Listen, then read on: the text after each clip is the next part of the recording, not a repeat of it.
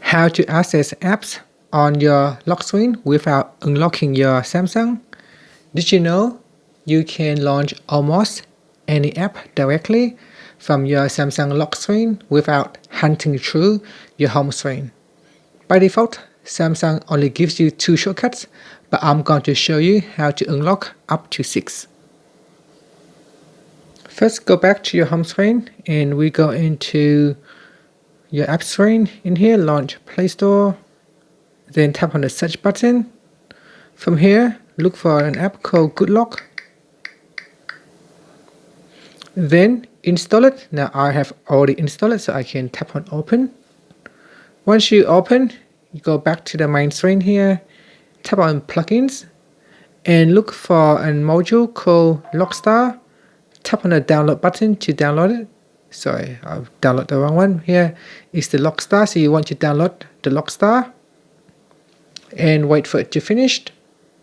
Okay, once it's finished, you can tap on Lockstar, and here we can customize our shortcuts at the bottom. So tap on Lockstar here, and then tap on Favorite Apps. Tap on the toggle to turn it on. Then in this panel here, tap on the apps that you want to add. So here we can add in phone, Chrome, YouTube, or Spotify. So select the apps that you want.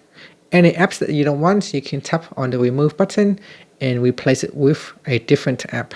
So here I can place the camera in there and then tap on applied. Here you can choose to align your shortcut on the left, vertical align, or on the right, and then tap on done. So tap on done here. Now before you tap on done, we need to remove the shortcut down here as well. So I'm going to remove this shortcut and tap on no app.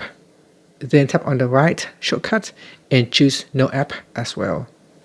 Then remove this bar down here. I'll turn this one off as well. So I'll turn off show help text. And then we can drag these shortcuts down. And then tap on done. Here, if you go to your lock screen, now it's supposed to show on the lock screen by default, but because this is the first time you are using it, so you need to tap on this button to expand the shortcuts. Okay, so once it is expanded, it will be there. You can tap on this button here to collapse it.